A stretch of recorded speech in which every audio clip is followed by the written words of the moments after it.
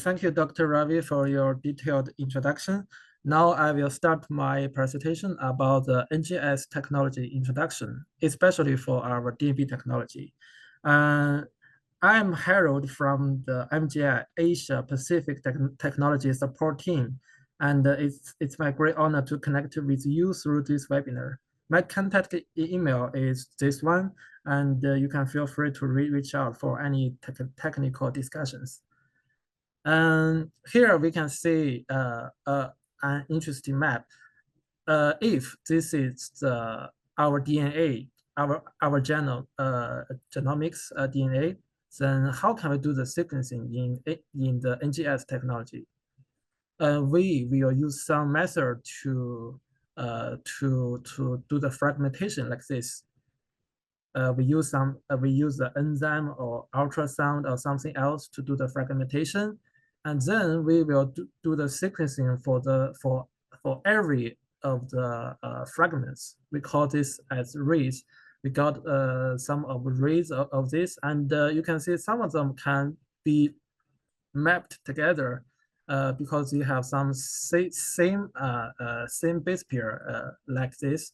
So we will combine them together and then mapped with the reference DNA. Then we can see, then we can know what is our sample sequence is.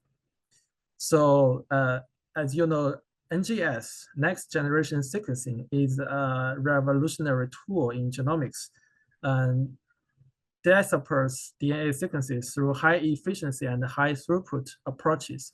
The key steps of NGS are sample preparation, which is from the nucleic acid to the samples from the blood or the tissues, and then use the PCR to do some amplification. And then we use the library construction kit to do the fragmentation via enzymatic digestion or ultrasonication, followed by the adapter ligation. And then we will do the sequencing in the sequencer. And the output of the standardized formats are FASTQ, BAM, and VCF for the downstream of analysis and reporting. So NGS excels in massively parallel sequencing, enabling rapid whole genome, exome, or target region analysis with high depth. And this is a NGS process with our MGI product. We do the now first we have the sample, and then we extract the DNA from the sample and do library preparation with manually or with the automation system, and then make the DNB. DNB is a DNA nanoball, and then we do the sequencing, and then generate the call file, FASTQ, and then we use some analysis tool like our Megabot to generate some reports based on this information. Here is a video to show the workflow of library preparation and sequencing.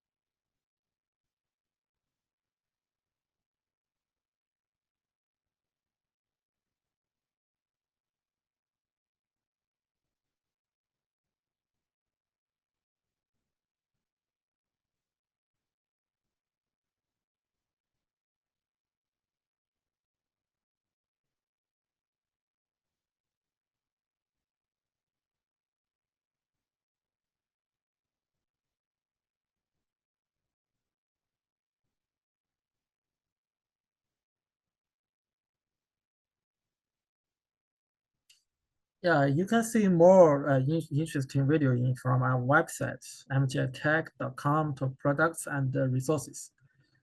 And this is a whole overview of our main business segments, but well, Dr. Ravi has already introduced very detailedly, so I will skip this. And also as well as this.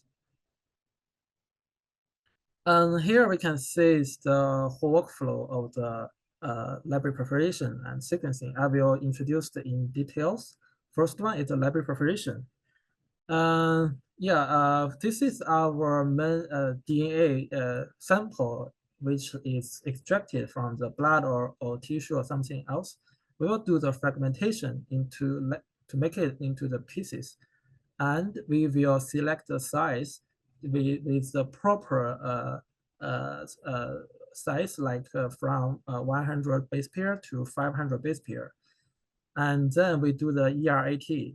ERAT means end repair and add the T tail, the A tails. And then we can add the adapter. The adapter contains the sequencing primer region and the barcode base pair, which can tell the difference from the sample if we put in different sample together. And then we do the PCR to amplify a lot of them. And then uh, in our MJ platform, we will use the single strand DNA sample to do a circularization into a circular library. For fragmentation, you may already be very familiar. We can use the enzyme, or we can use this brand to do the ultrasound fragmentation.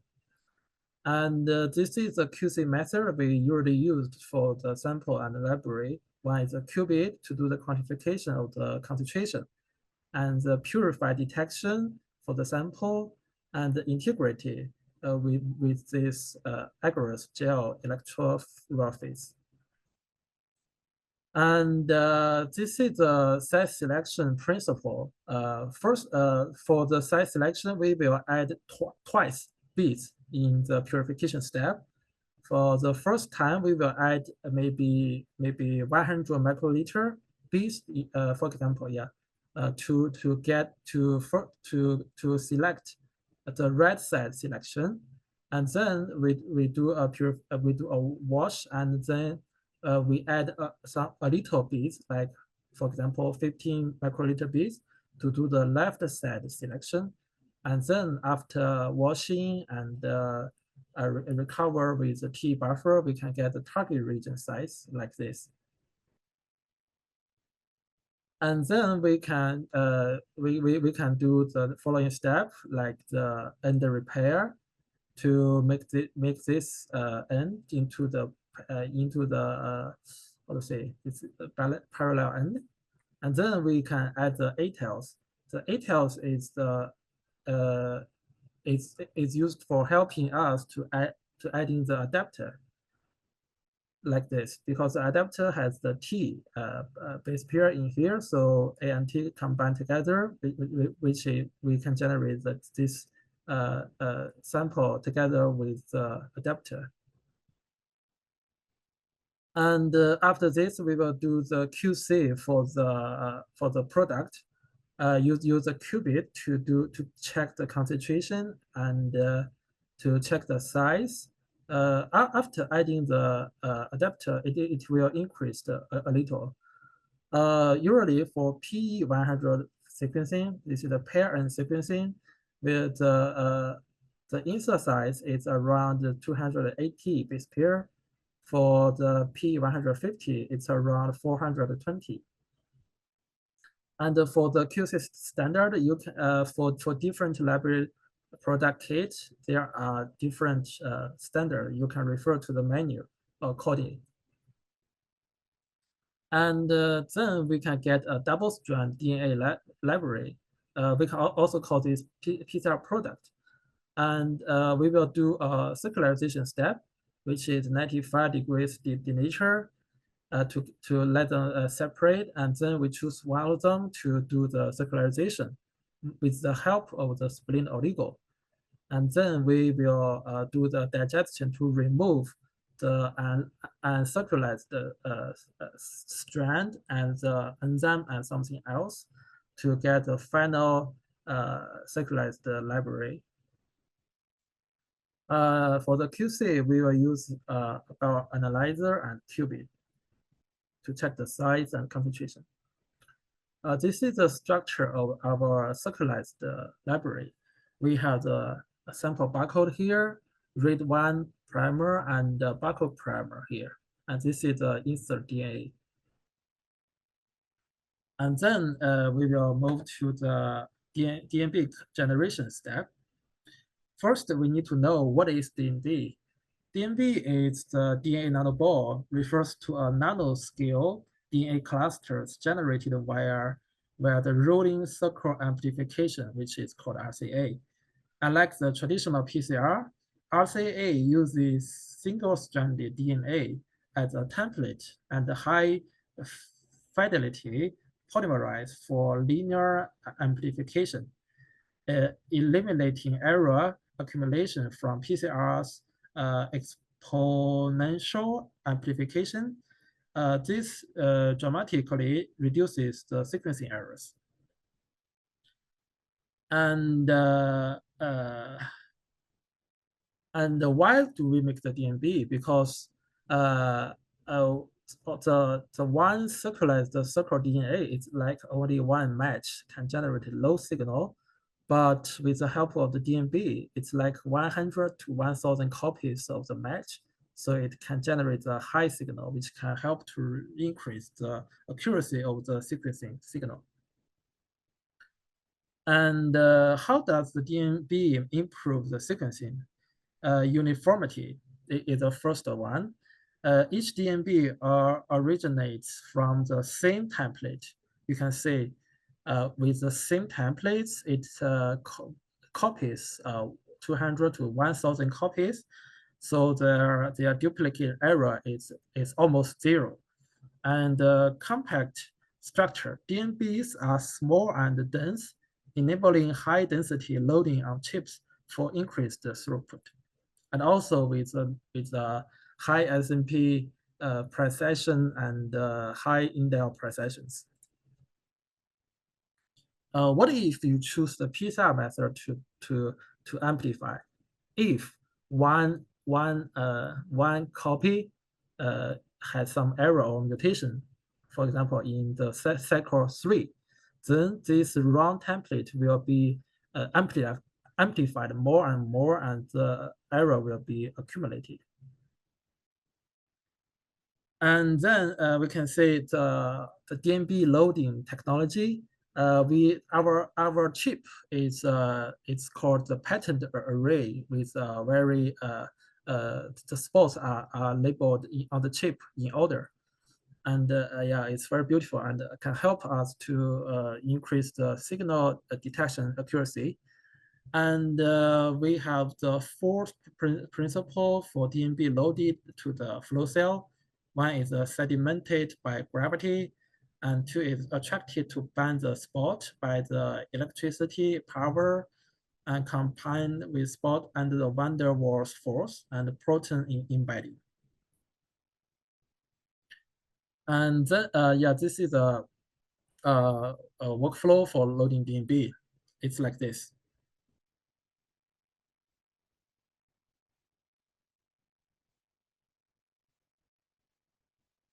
And then we will move to the sequencing part. This is a sequencing principle in the NGS sequencer. It's called the CPath. And as you know, there are some cycles in the sequencer. The cycles are happening here. First, when you start the sequencing, it will do some pre-treatment to the flow cell.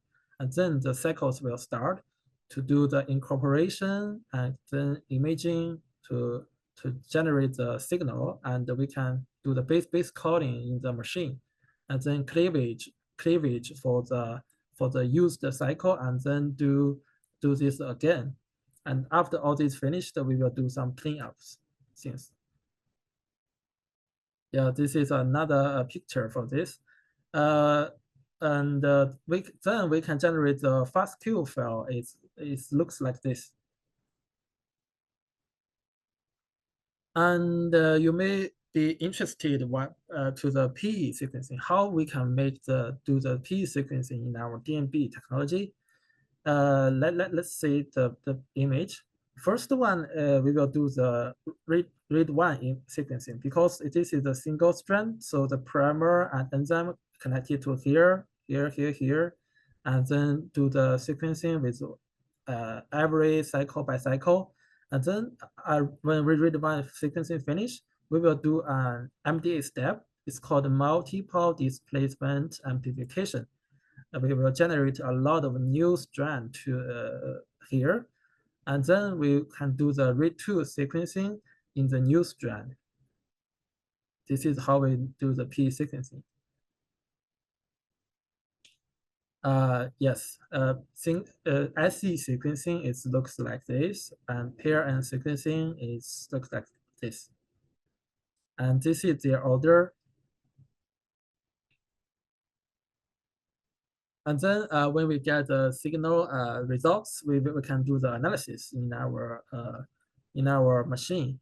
There are three steps to do the analysis. First one is from the software UI.